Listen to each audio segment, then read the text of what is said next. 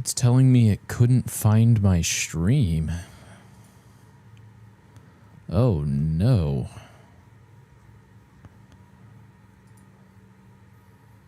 Why not?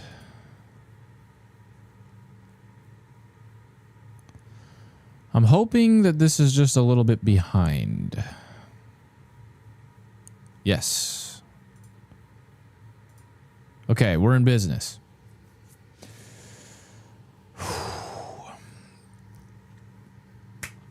A little bit of a late night stream. Later night, I should say. And I just really had to get on here and finish Isaiah. We've got 2 more chapters of Isaiah to go through. And it's kind of...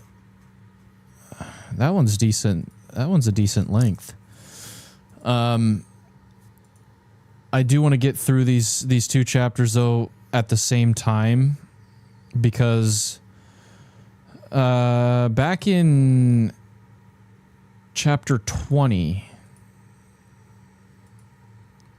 It seems that we went through the destruction of Assyria is a type of the destruction of the wicked at the second coming, and then chapter 23 seems to be the start of a new passage where we, I mean, you could see in verse 1 that this is the burden of Babylon, which Isaiah the son of Amos did see. So, I wonder what that is. The burden of Babylon. The burden?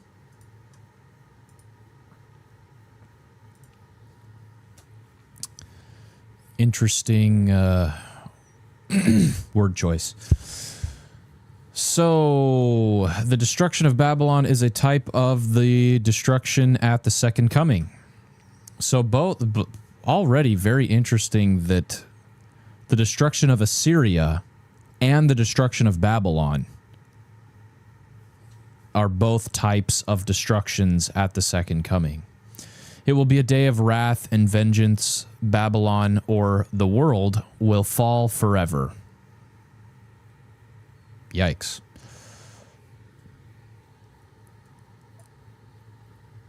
Verse 2, lift ye up a banner upon the high mountain.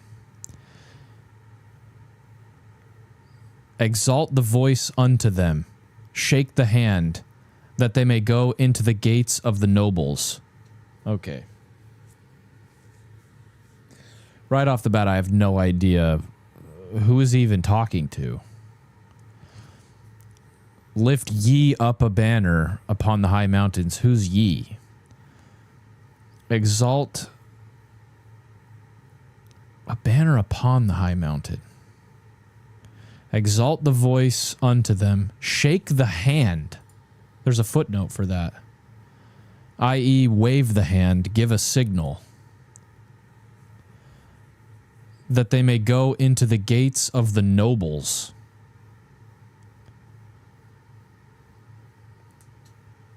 I have commanded my sanctified ones.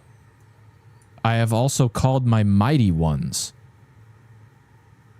For mine anger is not upon them that rejoice in my highness. Who are the mighty ones? There's a footnote to Joel 3:11. Assemble yourselves and come, all ye heathen, and gather yourselves together round about. Thither cause thy mighty ones to come down, O Lord. Who are the mighty ones? Okay. Let's go with... Let's get over to ChatGPT, see what he has to say. In Isaiah 13.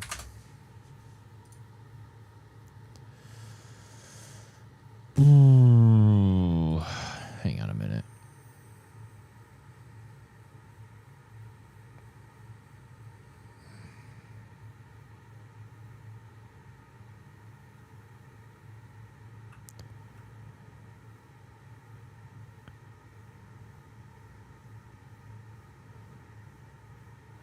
Verse 3 is changed in Isaiah. Isaiah chapter 13 verse 3 says, I have commanded my sanctified ones. I have also called my mighty ones for mine anger, even them that rejoice in my highness. But this says, mine anger is not upon them that rejoice in my highness. That's kind of a big change. So in Isaiah 13,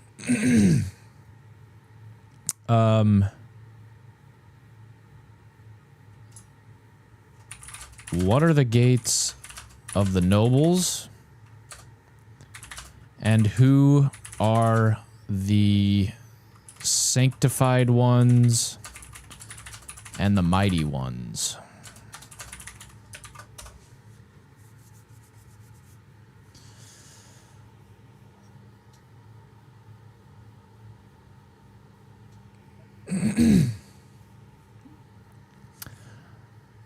Isaiah, okay, so Isaiah, that's actually kind of what I wanted to ask, was who we're talking to now. What's the audience here? Isaiah 13 marks a transition. Instead of primarily speaking about Israel and Judah, Isaiah begins a series of burdens or oracles against foreign nations. What's an oracle? What exactly is that? An oracle is a person, agency, or medium believed to be a source of wise counsel, infallible wisdom, or prophetic predictions. So this is a prophetic prediction. Burdens. I wonder why they're called burdens.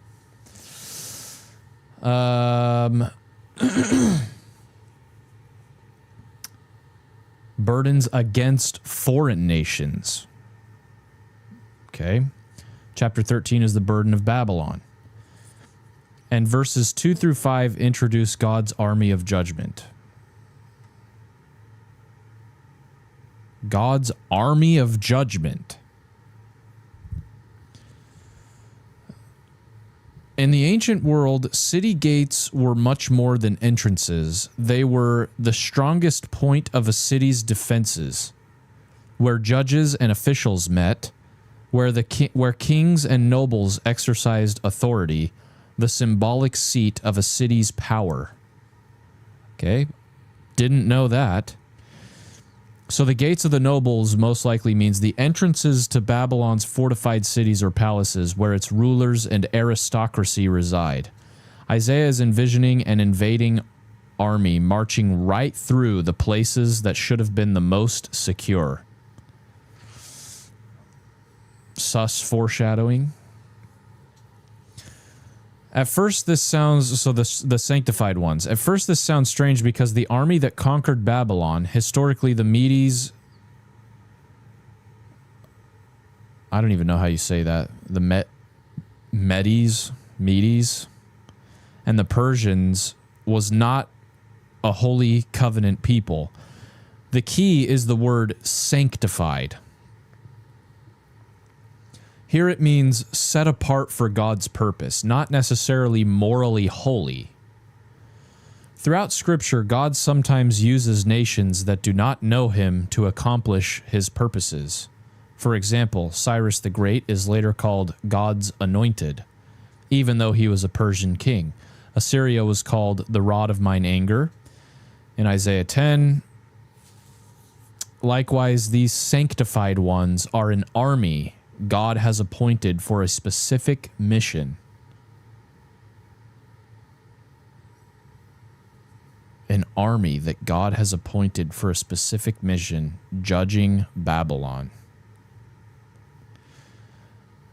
These are, so the mighty ones, these are the same general group, the warriors God is summoning. Mighty ones emphasizes strength, military capability, power in battle. The phrase that rejoice in my highness can be understood a couple of ways. Well, that doesn't, and this isn't going to make sense because 2nd Nephi doesn't use that phrase in the same context as Isaiah 9, or I mean Isaiah 13, sorry.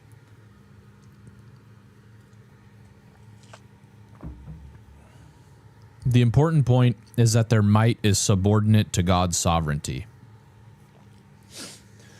So now we're talking about this army, who I believe,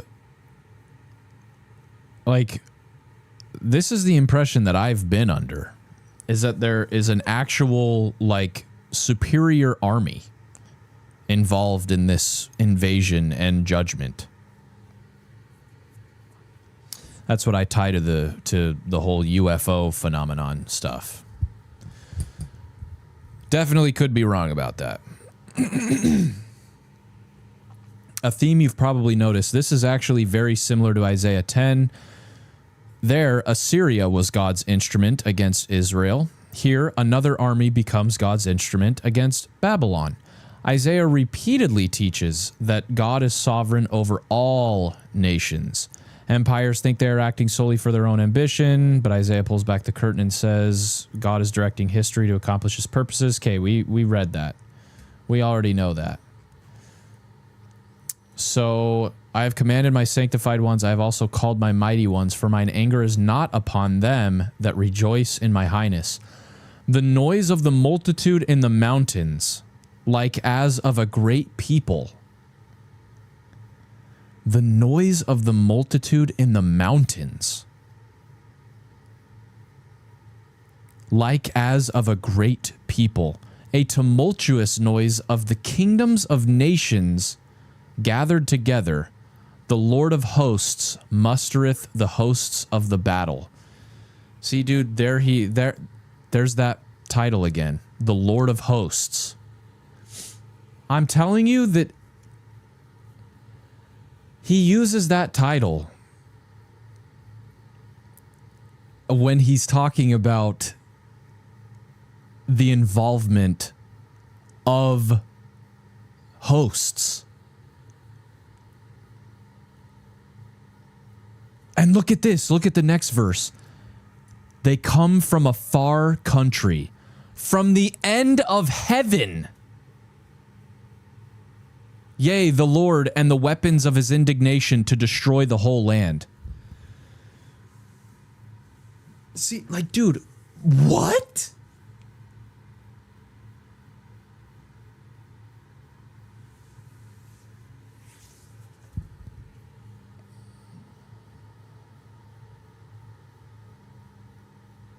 How else do you interpret that?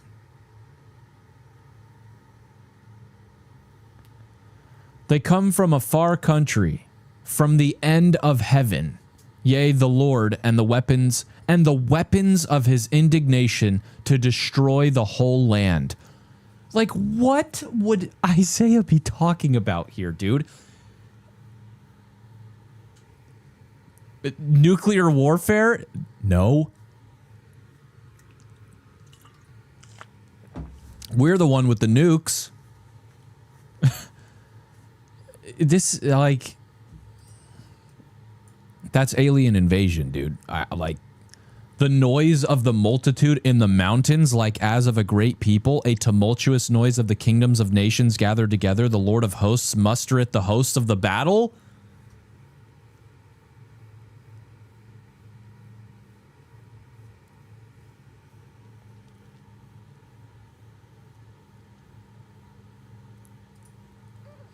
I wonder what ChatGPT has to say about that, actually. What's the secular interpretation of this passage?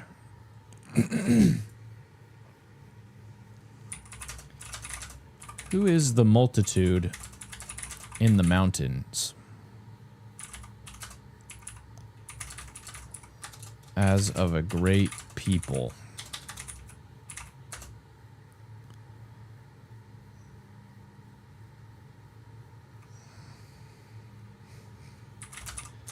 And what is the tumultuous noise they're making?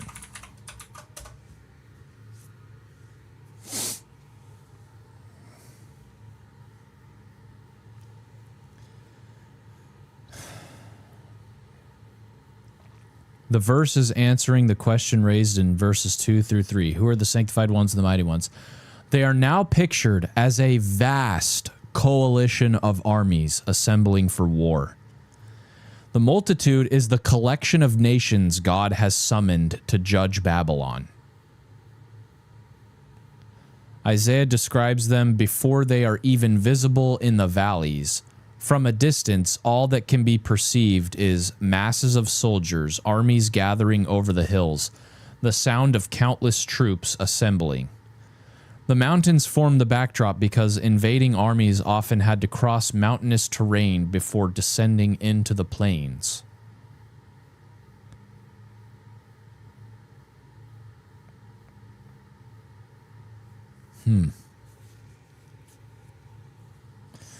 Isaiah describes them before they are even visible in the valleys.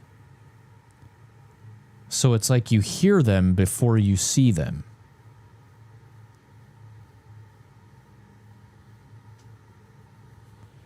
What is the tumultuous noise? It's the sound of a massive army preparing for war.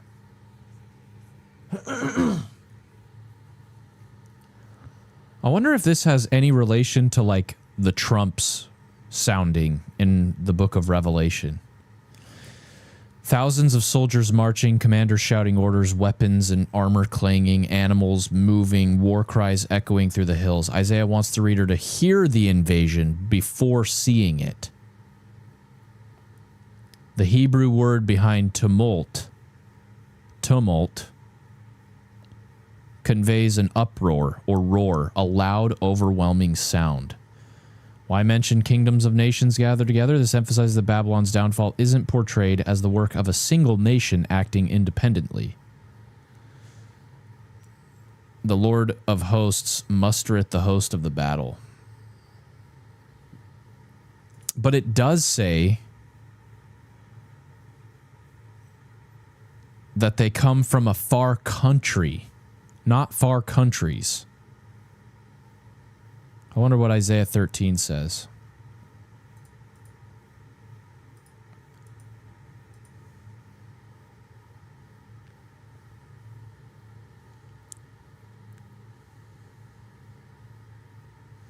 Noise of a multitude in the mountains. Like as of a great people, a tumultuous noise of the kingdoms of nations gathered together. The Lord of hosts mustereth the host of the battle. They come from a far country, from the end of heaven, even the Lord, and the weapons of his indignation to destroy the whole land.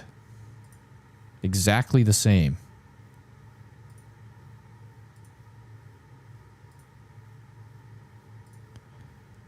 Wait, why is there different footnotes, though?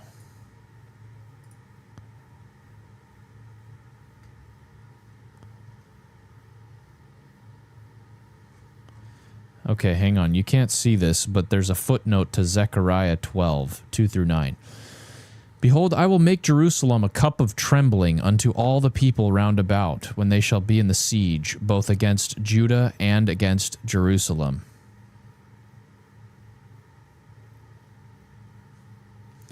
And in that day will I make Jerusalem a burdensome stone for all people.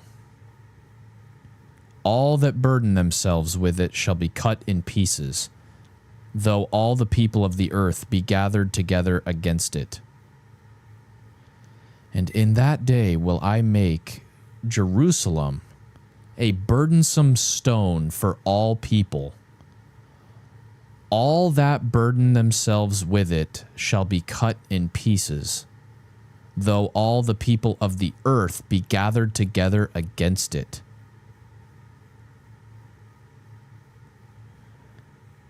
In that day, saith the Lord, I will smite every horse with astonishment, and his rider with madness. And I will open mine eyes upon the house of Judah, and will smite every horse of the people with blindness. And the governors of Judah shall say in their heart, the inhabitants of Jerusalem shall be my strength, and the Lord of hosts their God. In that day will I make the governors of Judah like an hearth of fire among the wood, and like a torch of fire in a sheaf, whatever a sheaf is. And they shall devour all the people round about, on the right hand and on the left, And Jerusalem shall be inhabited again in her own place, even in Jerusalem. The Lord shall save the tents of Judah first, that the glory of the house of David and the glory of the inhabitants of Jerusalem do not magnify themselves against Judah. In that day shall the Lord defend the inhabitants of Jerusalem, and he that is feeble among them at that day shall be as David, and the house of David shall be as God, as the angel of the Lord before them. And it shall come to pass in that day that I will seek to destroy all the nations that come against Jerusalem. Okay, that's strange. Okay, let's keep going. So, again, they come from a far country, from the end of heaven.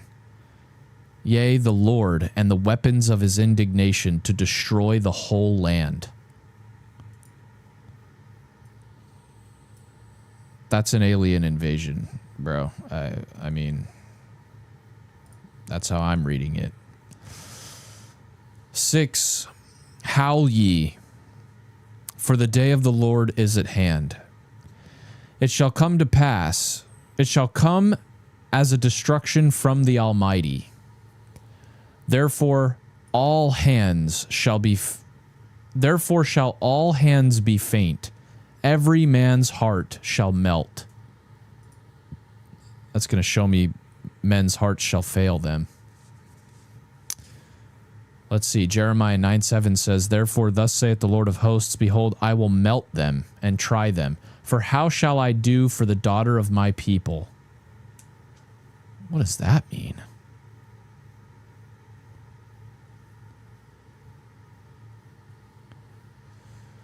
Doctrine and Covenants 133:41, and it shall be answered upon their heads, for the presence of the Lord shall be as the melting fire that burneth, and as the fire which causeth the waters to boil.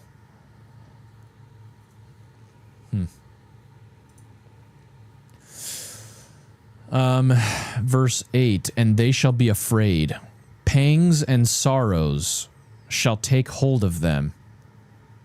They shall be amazed one at another. Their faces shall be as flames.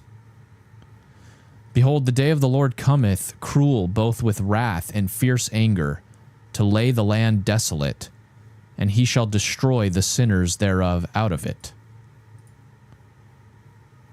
I mean, that's one of the most straightforward verses in Isaiah.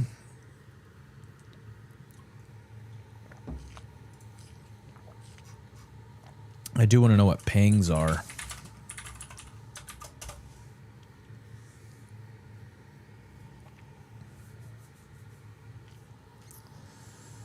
The word pangs means sudden, intense pains that seize a person and cannot be ignored or resisted. See, this is having some parallels to the Book of Revelation. Because I think that that's what is described as... Wait, why pair it with childbirth? What? Did we pair it with childbirth?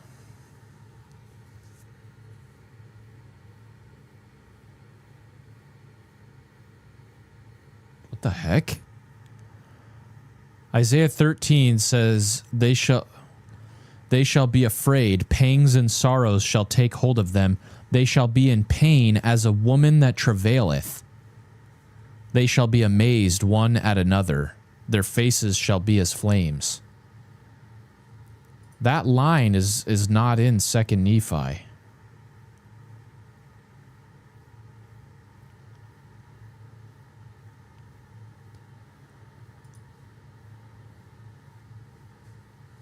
And there's footnotes in the line.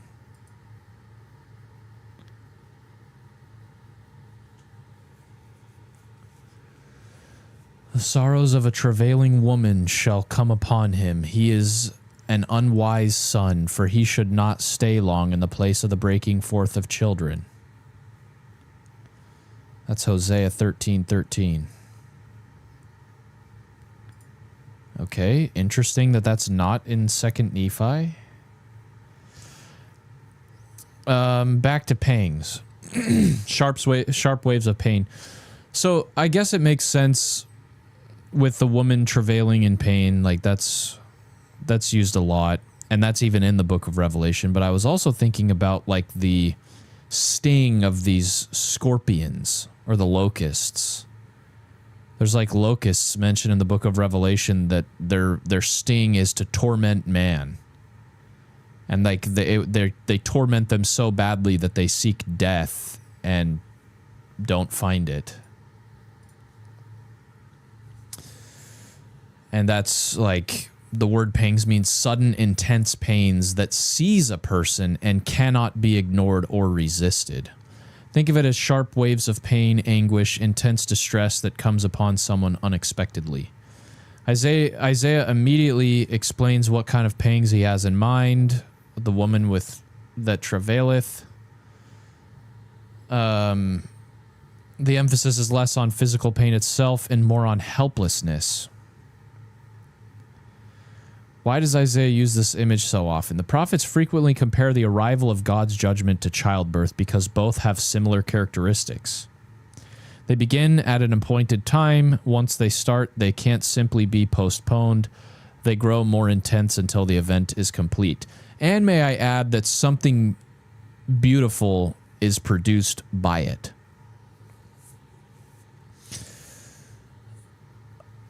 When God's judgment comes upon Babylon, even its strongest warriors will be seized with terror that comes in overwhelming waves like labor pains.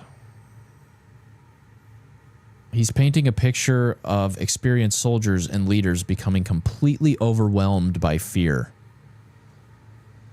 Wow. Okay.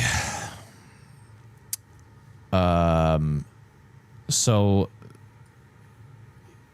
he destroys the sinners out of it. 10, for the stars of heaven and the constellations thereof shall not give their light. The sun shall be darkened in his going forth, and the moon shall not cause her light to shine.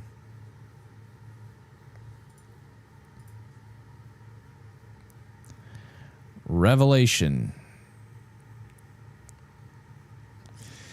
And look at that, dude. It gives a reference to the sixth seal. It's the sixth seal. And I beheld when he had opened the sixth seal, and lo, there was a great earthquake, and the sun became black as sackcloth of hair, and the moon became as blood. And the stars of heaven fell unto the earth, even as a fig tree casteth her untimely figs when she is shaken of a mighty wind. And 13 uses that word, shake. I will shake the heavens.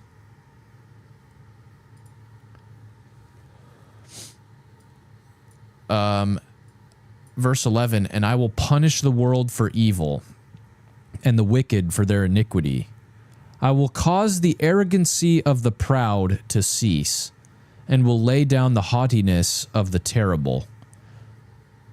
I will make a man more precious than fine gold, even a man than the golden wedge of Ophir.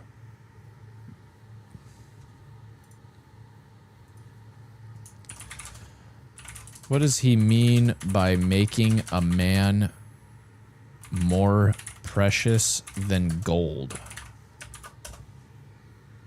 Kind of seems self-explanatory, but also it doesn't.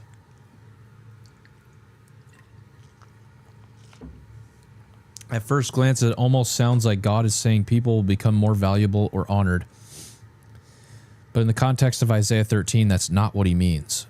The verses around it describe the day of the Lord. So verse 12 is describing the scarcity of survivors.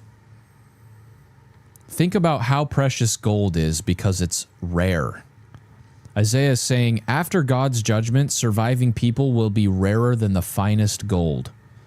He's not talking about their moral worth increasing. He's talking about how few will remain alive.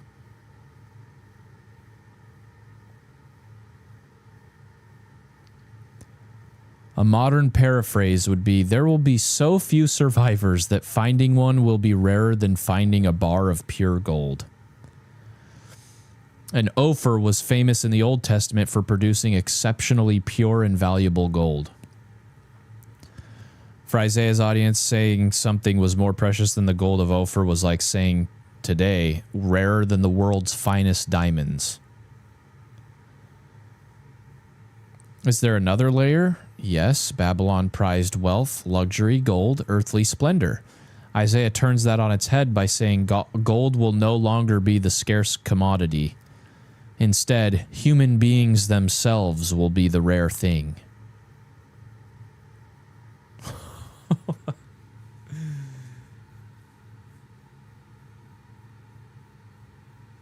Bro. The irony is striking. The empire that trusted in its riches will experience such devastating judgment that people become scarcer than the treasure they once prized.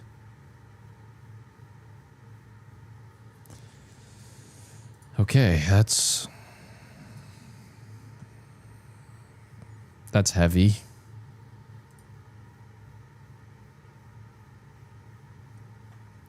Yep, and then it goes back to, it references Isaiah 4. That 7 women shall take hold of one man.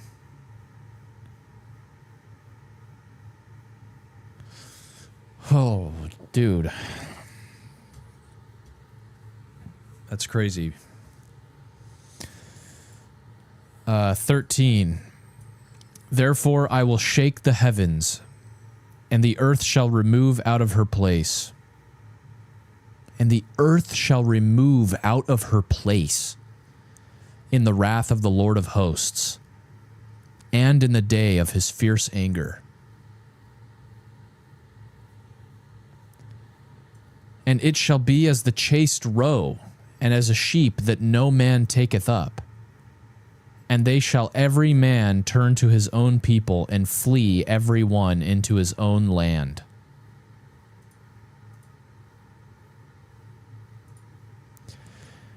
Every one that is proud shall be thrust through.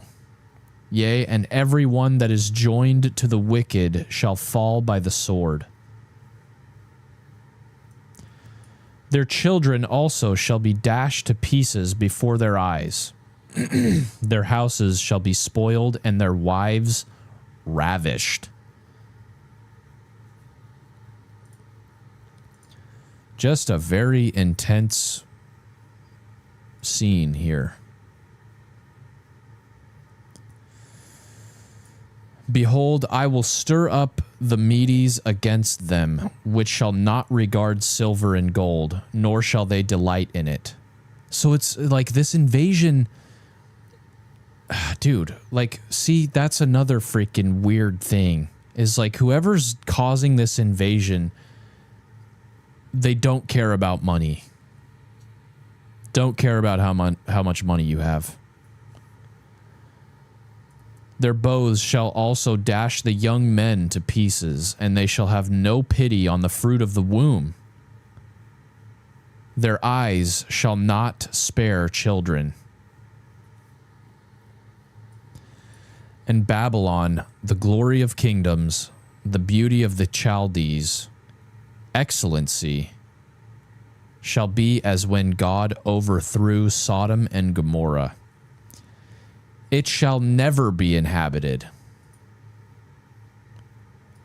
It's as if it was freaking never inhabited, dude. It shall never be inhabited, neither shall it be dwelt in from generation to generation. Neither shall the Arabian pitch tent there, neither shall the shepherds make their fold there. But wild beasts of the desert shall lie there, and their houses shall be full of doleful creatures, and owls shall dwell there, and satyrs shall dance there. Just complete desolation. That's the oh my gosh, I always forget this word. Dystopian future. And the wild beasts of the islands shall cry in their desolate houses, and dragons in their pleasant palaces. And her time is near to come, and her day shall not be prolonged. For I will destroy her speedily, yea, for I will be merciful unto my people, but the wicked shall perish.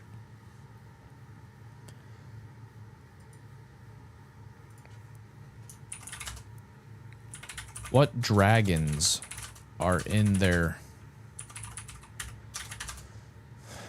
What is it? Pleasant palaces? That's a weird phrase.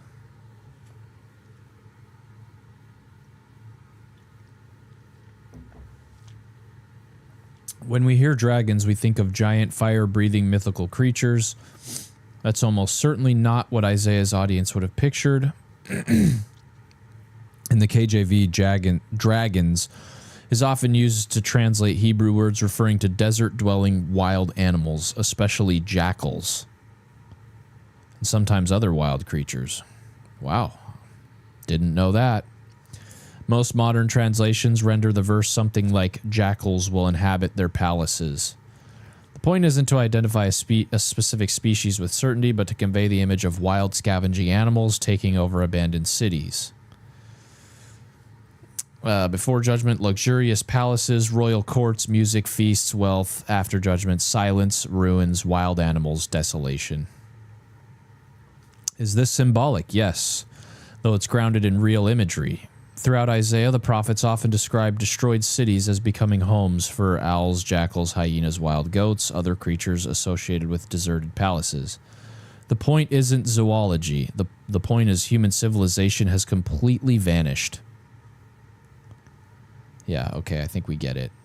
So, man, that chapter is just like...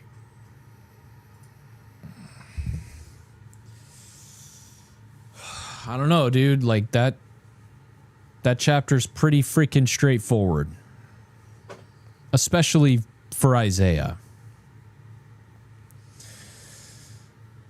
What's up, Candy?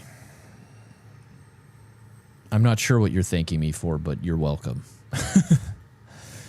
Chapter 24. This is the last Isaiah chapter of 2nd Nephi. Woohoo! But it is pretty lengthy, so let's get going here. Israel will be gathered and will enjoy millennial rest. Lucifer was cast out of heaven for rebellion. Israel will triumph over Babylon.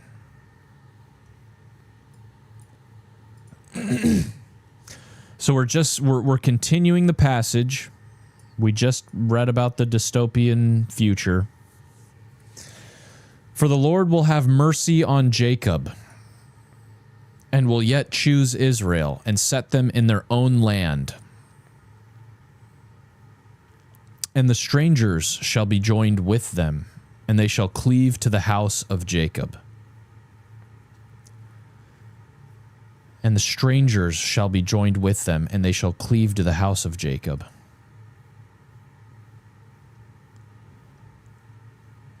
And this references to Isaiah 60, the Gentiles. Okay. And the people shall take them and bring them to their place, yea, from far unto the ends of the earth, and they shall return to their lands of promise. And the house of Israel shall possess them, and the land of the Lord shall be for servants and handmaids, and they shall take them captives unto whom they were captives. And they shall take them captives unto whom they were captives, and they shall rule over their oppressors. So we're talking about the aftermath. When the house of Israel starts to be restored. And it shall come to pass in that day, I mean, this is just like the fulfillment of the promises here. It shall come to pass in that day that the Lord shall give thee rest from thy sorrow, and from thy fear, and from the hard bondage wherein thou wast made to serve. From the hard bondage wherein thou wast made to serve. And it shall come to pass in that day that thou shalt take up this proverb against the king of Babylon, and say, How hath the oppressor ceased? The golden city ceased.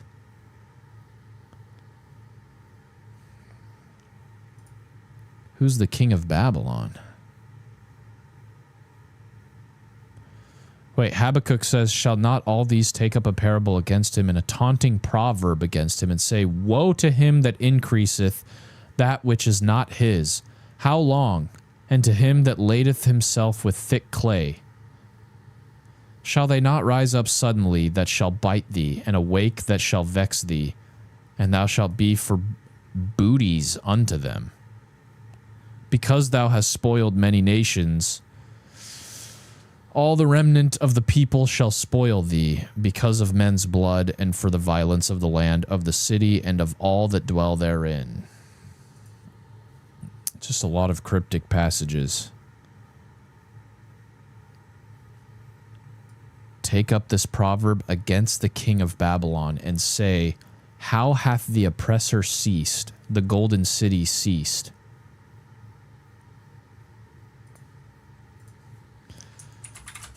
What does Isaiah mean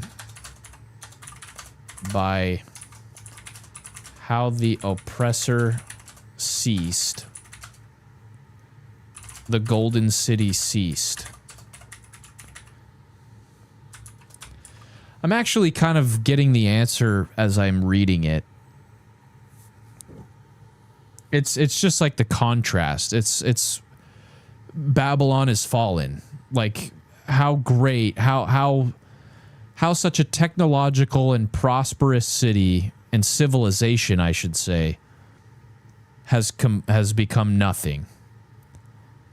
How such a powerful oppressor is now just brought to the dust. Like it's just more emphasis on this incredibly great contrast. It's the beginning of a taunt song that Israel is going to sing after Babylon's downfall. The verse is an exclamation of astonishment. Look, the oppressor is gone. The glorious city is gone. The oppressor is the king of Babylon, and by extension, the Babylonian Empire. So Isaiah is celebrating the fact that the empire that terrorized everyone has finally come to an end. The word ceased means stopped, come to an end, been broken.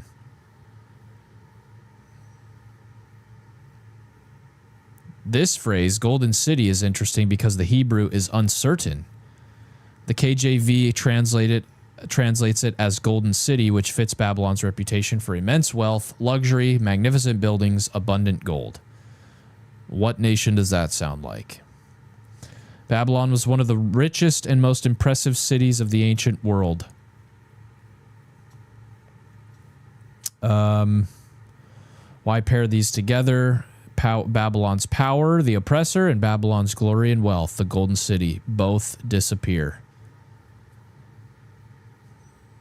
It's another reversal. Yesterday, the king commands nations, the city shines with wealth, no one imagines it could fall. Today, the oppressor is silent, the magnificent city is ruined. That is just a theme, bro. That is a theme. Why are we not emphasizing that so much?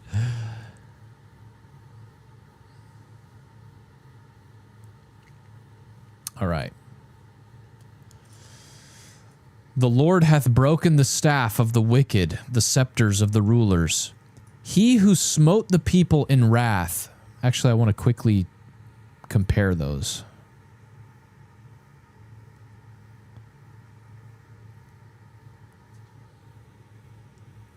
Yeah, it looks pretty much the same.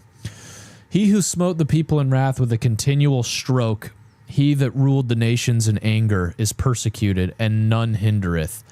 The whole earth is at rest and is quiet. They break forth into singing. Yea, the fir trees rejoice at thee, and also the cedars of Lebanon, saying, Since thou art laid down, no feller is come up against us. No feller is come up against us. Hell from beneath is moved for thee, to meet thee at thy coming. It stirreth up the dead for thee, even all the chief ones of the earth. It hath raised up from their thrones all the kings of the nations. All they that shall like that obviously sounds like the resurrection. Or like the first resurrection to prepare for the millennium.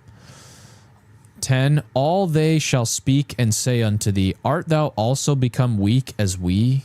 Art thou become like unto us?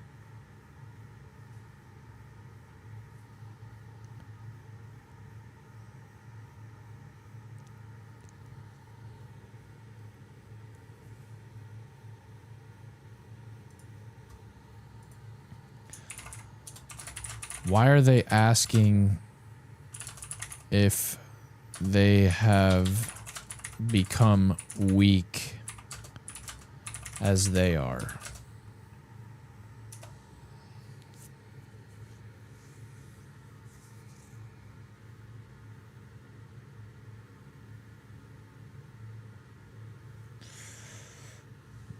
This is a vivid piece of prophetic poetry.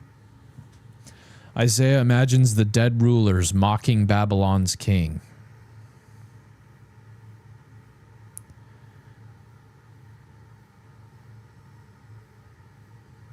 Wait, the Sif sheens dramatically to Sheol, the realm of the dead, where the departed kings of the nations are portrayed as speaking when the king of Babylon arrives. Holy moly.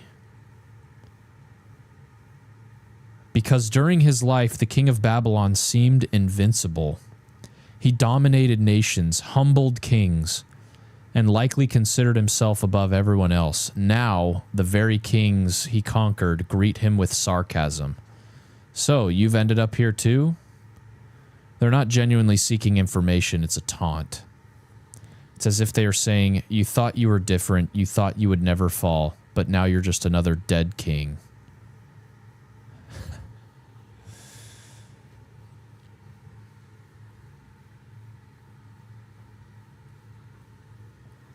I mean, he has to be talking about the Antichrist, dude. It seems like obvious how many parallels there are to the Antichrist. Like his short-lived reign of terror, but a reign of terror nonetheless.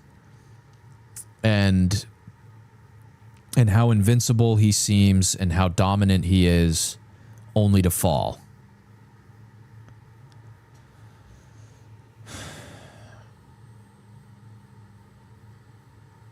Okay.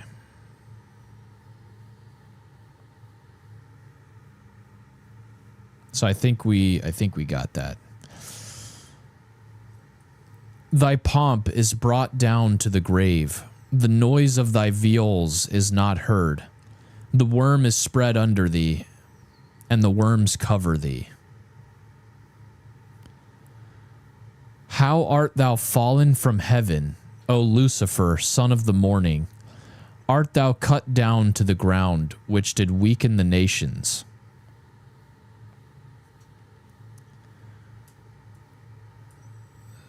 See, there's like an obvious parallel between Lucifer and the Antichrist. For thou hast said in thy heart, I will ascend into heaven. I will exalt my throne above the stars of God. I will sit also upon the mount of the congregation, in the sides of the north. The mount of the congregation.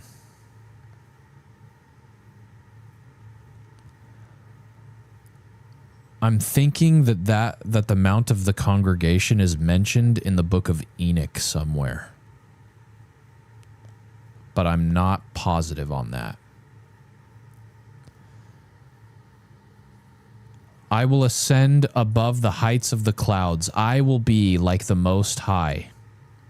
Yet thou shalt be brought down to hell, to the sides of the pit.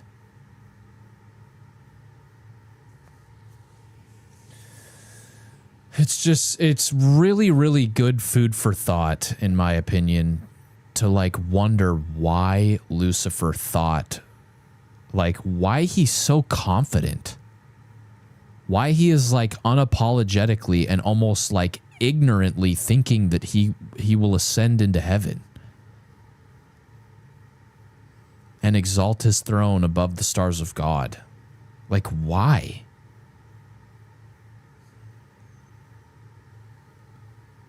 I mean, surely he knows more than we do, and he's still just like,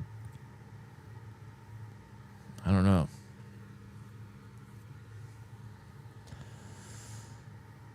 They that see thee shall narrowly look upon thee, and shall consider thee, and shall say, is this the man that made the earth to tremble, that did shake the kingdoms? What a visual, man. And made the world as a wilderness, and destroyed the cities thereof, and opened not the house of his prisoners? All the kings of the nations, yea, all of them, lie in glory, every one of them in his own house. But thou art cast out of thy grave like an abominable branch, and the remnant of those that are slain, thrust through with a sword, that go down to the stones of the pit, as a carcass trodden under feet. Thou shalt not be joined with them in burial, because thou hast destroyed thy land and slain thy people. The seed of evildoers shall never be renowned.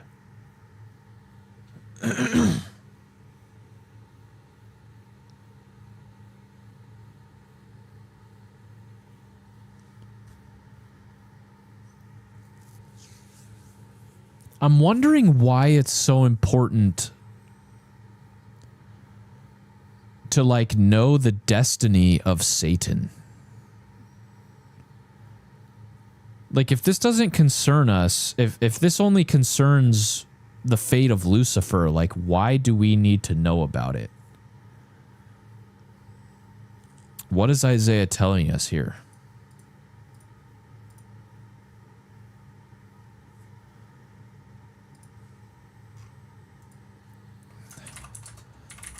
Why does he say that Lucifer will not join them with burial?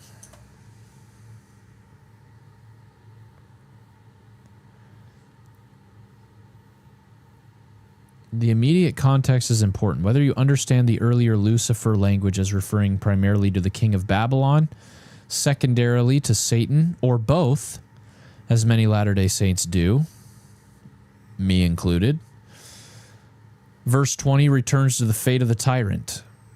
The immediate meaning in the ancient Near East, an honorable burial was a great privilege. Kings expected to be buried in royal tombs, laid to rest with their ancestors, remember with honor. To be denied burial was considered a terrible disgrace. Isaiah has just said in verses 18 through 19, other kings lie in honor, every one in his own house. But this king is cast out like a rejected branch. His body is left among those slain in battle. So when Isaiah says, thou shalt not be joined with them in burial, he means you won't receive the honor that the other kings receive. Because thou hast destroyed thy land and slain thy people. Instead of protecting his kingdom, the king's pride brought ruin upon it. Why is burial such a big deal? Okay. It also applies to Satan. Many Latter-day Saints see Isaiah 14 as having a dual application. The historical king of Babylon, Satan, who sought to exalt himself above God. If so, the imagery becomes even more powerful. The other kings at least receive burial and remembrance. The one who exalted himself the highest receives no honor at all. It's the ultimate reversal. He sought the highest throne. He receives the deepest humiliation. Notice how that fits the chapter's theme. Everyone who exalts himself will be brought low. LDS scripture reinforces the idea that Satan sought to exalt himself but was cast down. Isaiah 14's imagery of being cast down from glory harmonizes well with that doctrine, even while the immediate historical context remains the king of Babylon. That's a freaking fact, by the way.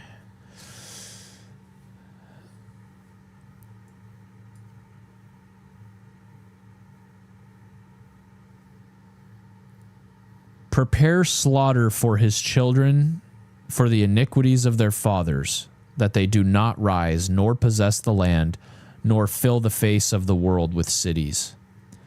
For I will rise up against them, saith the Lord of hosts, and cut off from Babylon the name, and remnant, and son, and nephew, saith the Lord. For I will rise up against them, saith the Lord of hosts, and cut off from Babylon the name and remnant,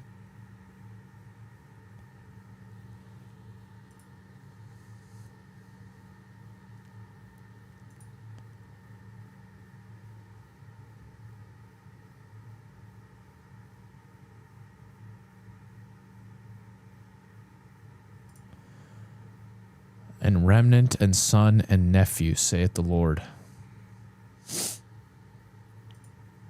So just no one. I will also make it a possession for the bittern and pools of water, and I will sweep it with the besom of destruction, saith the Lord of hosts.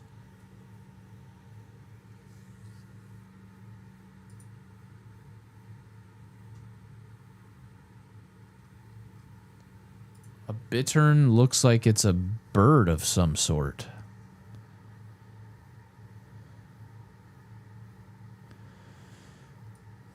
The Lord of hosts, why? Okay.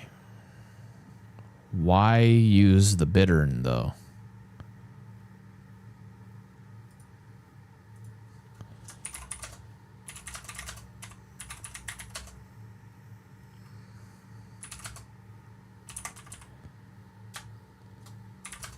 Symbolize the desolation. And what is a besom of destruction?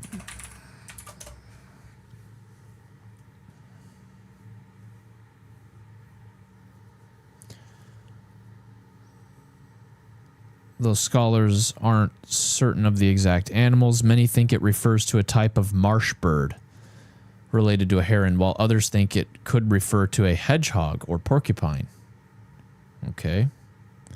Precise species isn't the main point. What's important is what the animal represents. It lives in desolate, abandoned places. Marshes, ruins, solitude. It's the opposite of a bustling human city.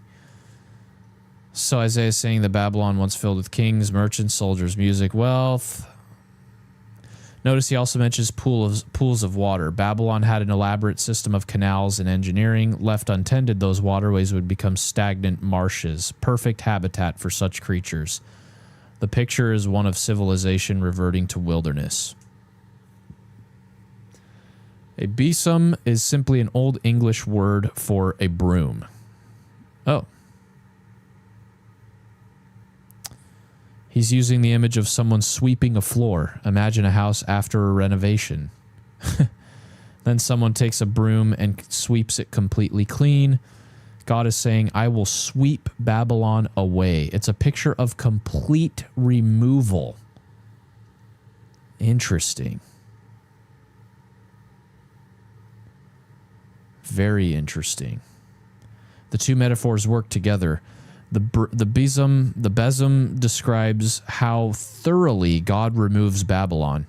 The bittern describes what remains afterward, only wild creatures inhabiting the ruins.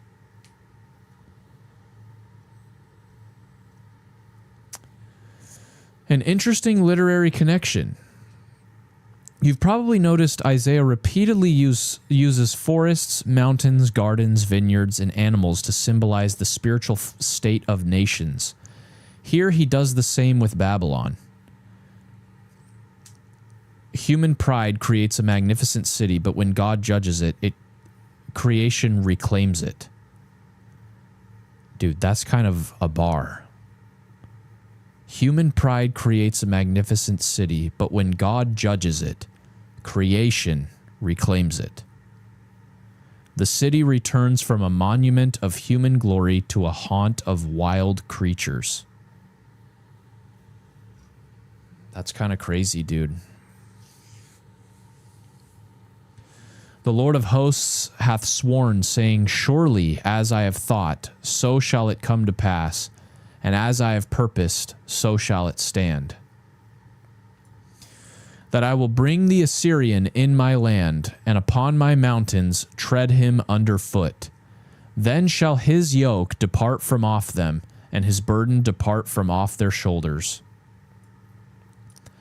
This is the purpose that is purposed upon the whole earth, and this is the hand that is stretched out upon all nations.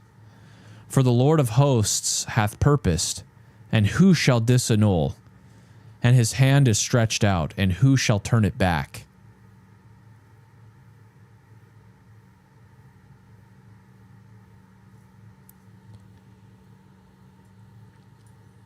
In the year that King Ahaz died was this burden.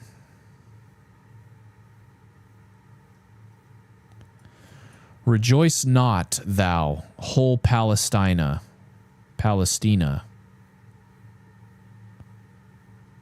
because of the rod of him that smote thee is broken.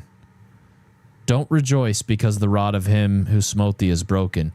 For out of the serpent's root shall come forth a cockatrice, and his fruit shall be a fiery flying serpent. And the firstborn of the poor shall feed, and the needy shall lie down in safety. And I will kill thy root with famine, and he shall slay thy remnant.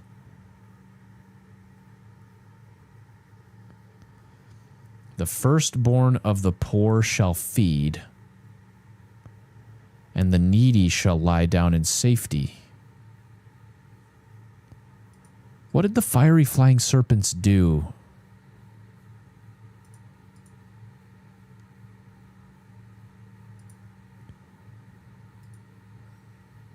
Jesus Christ types of in anticipation. And I will kill thy root with famine, and he shall slay thy remnant. This is talking about the return of Christ?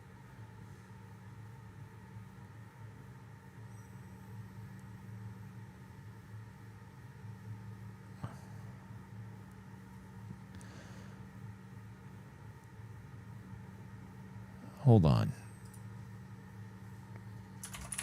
Verse 29 seems to be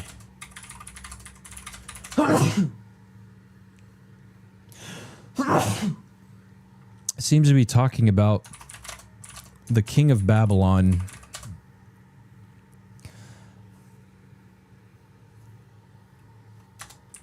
Babylon's staff being destroyed,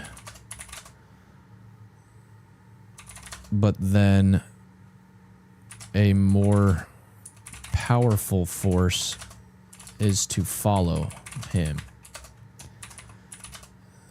This more powerful force seems to be Jesus Christ, but why would he be punishing? Punishing's the wrong word.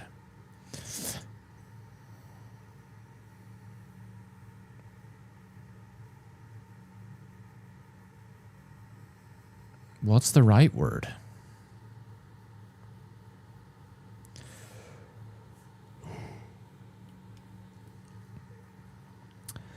But why would he be terrorizing the same people that the king of Babylon was terrorizing?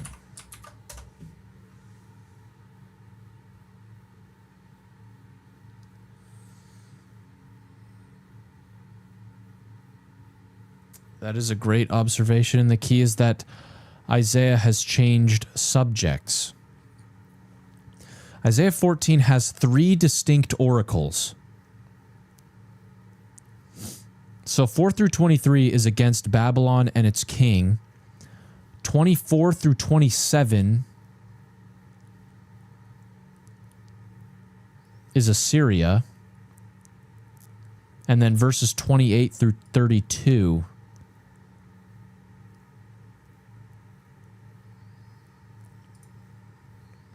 so in the year that King Ahaz died was this burden.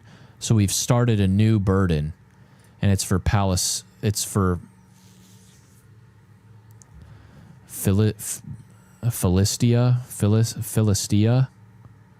I don't even know how you say it. So by the time you reach verse 29, Isaiah is no longer talking about Babylon.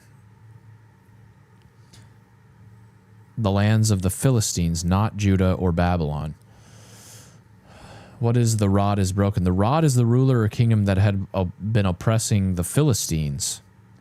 There are 2 common historical understandings. It may refer to the death of a Judean king such as Ahaz, after which the Philistines hoped Judah had become weak, or it may refer more broadly to the weakening of Assyrian power in that period. Either way, the message is don't celebrate just because one oppressor has disappeared. The fiery flying serpent. The point isn't to identify the literal species, it's an escalation. You think the first enemy was dangerous, the next one will be even worse. Is the fiery flying serpent Jesus Christ? In the immediate context, probably not. But the fiery flying serpent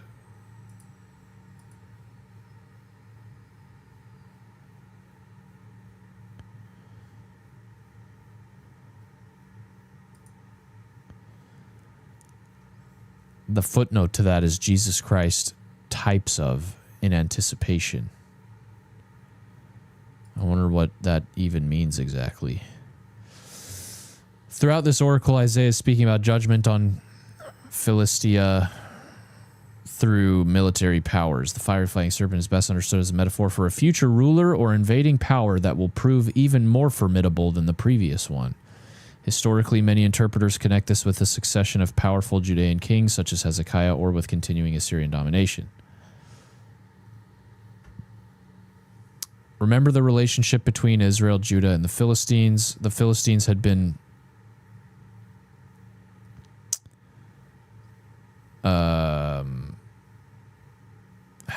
longtime enemies of God's covenant people. They fought against Israel repeatedly, oppressed Israel during the time of the judges, battled kings like Saul and David. So Isaiah's message is, don't rejoice because your old enemy has fallen. God has appointed another instrument of judgment. Right. Okay.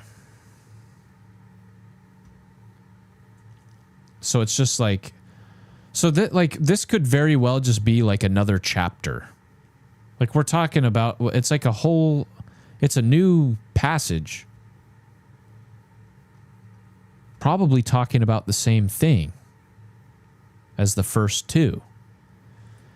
And the firstborn of the poor shall feed, and the needy shall lie down in safety, and I will kill thy root with famine, and he shall slay thy remnant. But why then?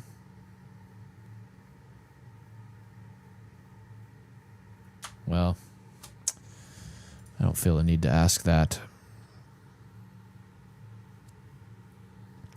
Howl, O gate, cry, O city, thou whole Palestina art dissolved. For there shall come from the north a smoke, the north. That's associated with the 10 tribes. For there shall come from the north a smoke, and none shall be alone in his appointed times. What shall then answer the messengers of the nations? That the Lord hath founded Zion, and the poor of his people shall trust in it.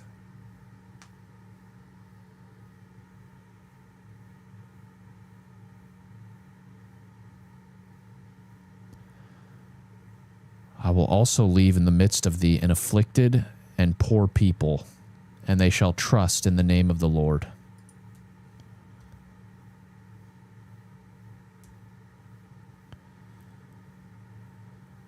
For there shall come from the north a smoke, and none shall be alone in his appointed times.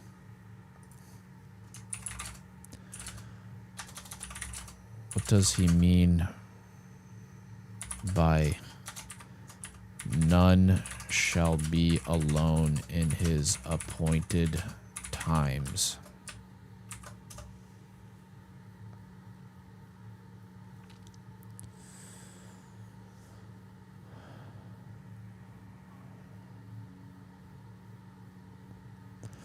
This phrase is one of the more difficult ones in the KJV because the English is very literal. The Hebrew idea is not that no individual person will be alone, but that no one in Philistia will escape the appointed time of judgment.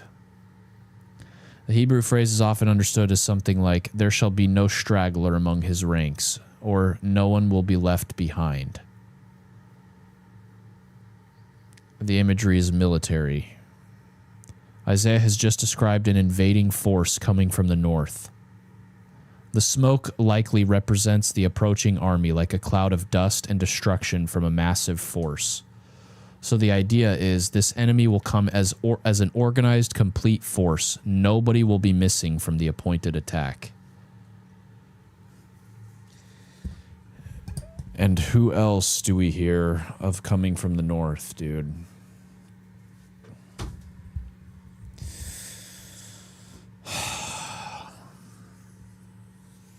Man.